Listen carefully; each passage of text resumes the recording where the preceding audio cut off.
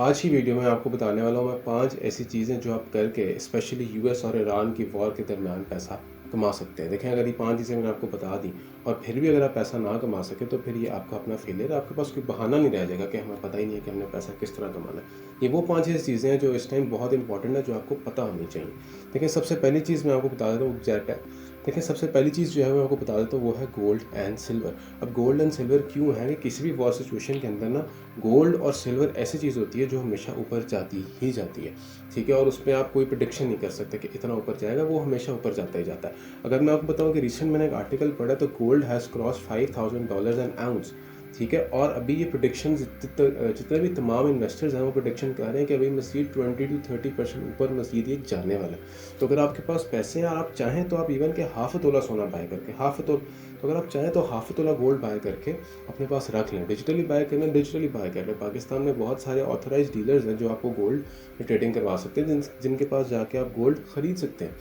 ठीक है, अगर तो आपने डिजिटल खरीदना है तो आप डिजिटली भी खरीद सकते हैं। आपने फिजिकल गोल्ड लेना तो फिजिकल गोल्ड जाके ले लें, बट दैट इज़ समथिंग जो वॉर सिचुएशन के अंदर बहुत ज़्यादा प्रॉफिटेबल होता है।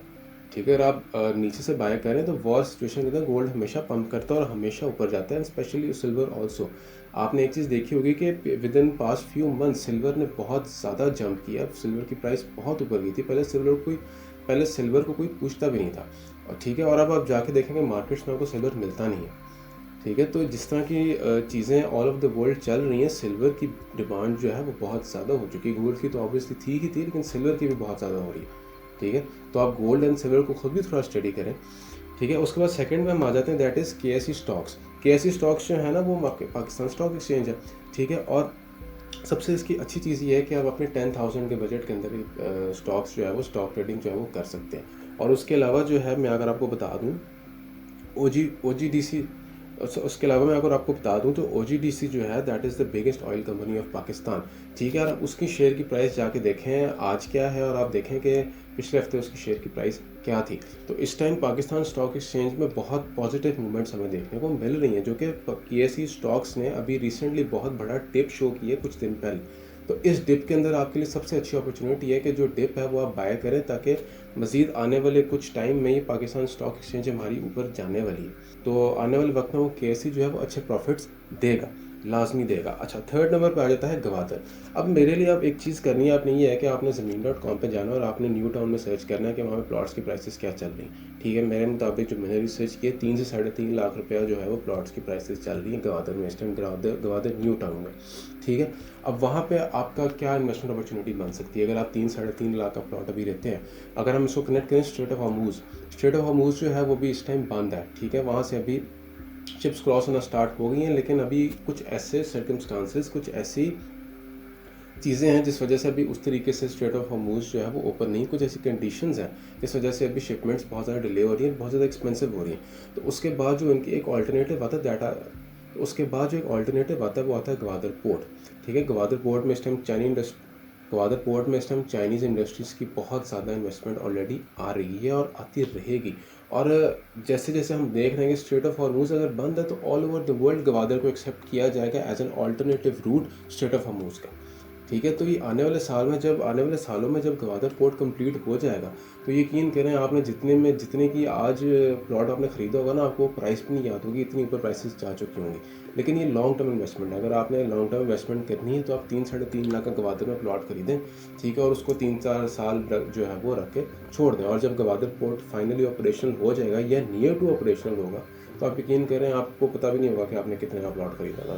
3-3.5 लाख का जो प्लॉट है ना, वो यकीन करें आप उस टाइम में आपको क्या, तो आप खुश हो गए।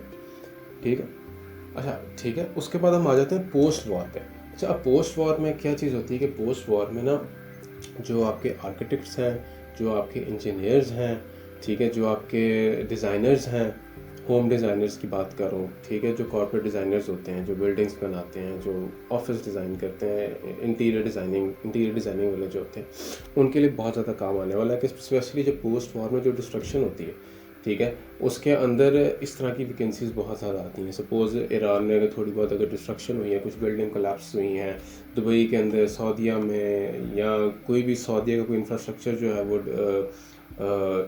वॉर की वजह से जो है वो डिस्टर्ब हुआ है, दुबई का कोई ऐसा इंफ्रास्ट्रक्चर है जो डिस्ट्रॉय हुआ है वॉर की वजह से, जितने भी गल्फ कंट्रीज में कोई इंफ्रास्ट्रक्चर हुआ है, जो इंफ्रास्ट्रक्चर है जो डिस्ट्रॉय हुआ है वॉर की वजह से, उसको ज़ाहिर बात है उन्होंने रिपेयर भी करना है, उसको रिकन्स्ट्रक्ट करना है। तो रिकन्स्ट्रक्ट करने के लिए जो है ना वो कंपनीज हायर की जाती हैं, ठीक है। और आप हिस्ट्री उठा के देख लें, सऊदीया के अंदर, दुबई के अंदर, even specially in the gulf countries, Pakistani construction companies ने बहुत ज़्यादा काम किया है। पाकिस्तानी कंस्ट्रक्शन कंपनीज़ के पास सबसे ज़्यादा कॉन्ट्रैक्ट्स आते हैं specially Dubai and gulf countries के अंदर, गल्फ कंट्रीज़ के बिल्डिंग्स के कॉन्ट्रैक्ट, ठीक है। तो अगर आप तो एक कंस्ट्रक्शन कंपनी के ऑलरेडी ओन करते हैं या अभी ओन करना चाहते हैं, या अगर आप नहीं बनाई तो एक कंस्ट्रक्शन कंपनी बना के सऊदी अरामको के अंदर कंपनी रजिस्टर करवा लें, ठीक है। होता ही है कि जब इस तरह के कोई कॉन्ट्रैक्ट्स आते हैं तो वो हमेशा रजिस्टर्ड कंपनीज़ के पास ही कॉन्ट्रैक्ट्स जाते हैं उनके, ठीक है। तो अगर आपकी कोई कंस्ट्रक्शन कंपनी ऑलरेडी है तो दुबई के अंदर, सऊदीया के अंदर या इस तरह जितनी भी हैं वहाँ पे अपनी कंपनीज़ को है जो वो जस्टिफाई करें और साथ साथ रजिस्टर भी करवाएं, ताकि अगर कल को इस तरह के कोई भी कॉन्ट्रैक्ट्स आते हैं तो वो लाजमी आपके पास आएंगे। और इस तरह के कोई भी कॉन्ट्रैक्ट्स आते हैं that is money making machine.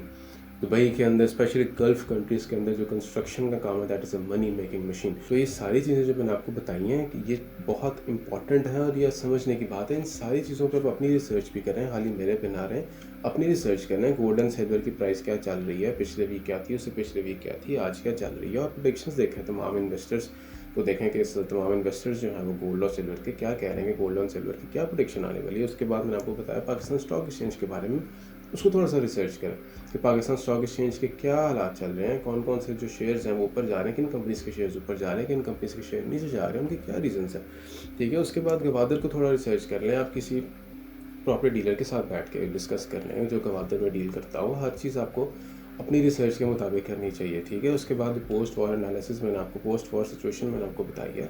आप देखें, आप चेक करें ना कि दुबई में कितने पाकिस्तान कॉन्ट्रैक्टर्स हैं जो काम करते हैं, सऊदीया में कितने हैं, कुवैत में कितने हैं, आपके जितने भी गल्फ कंट्रीज़ हैं उसमें कितने पाकिस्तानी कॉन्ट्रैक्टर्स हैं, कंस्ट्रक्शन कंपनीज हैं जो ऑलरेडी काम कर रही हैं, ठीक है। जब ये सारी चीज़ें आप देखेंगे ना तो खुद you will feel a little positive about it कि यार ये काम वाकई कर लेना चाहिए, ठीक है। तो हमेशा काम करने से आता है, यही सोचते रहेंगे ना कि बस करना है करना है करना है, कभी नहीं करेंगे।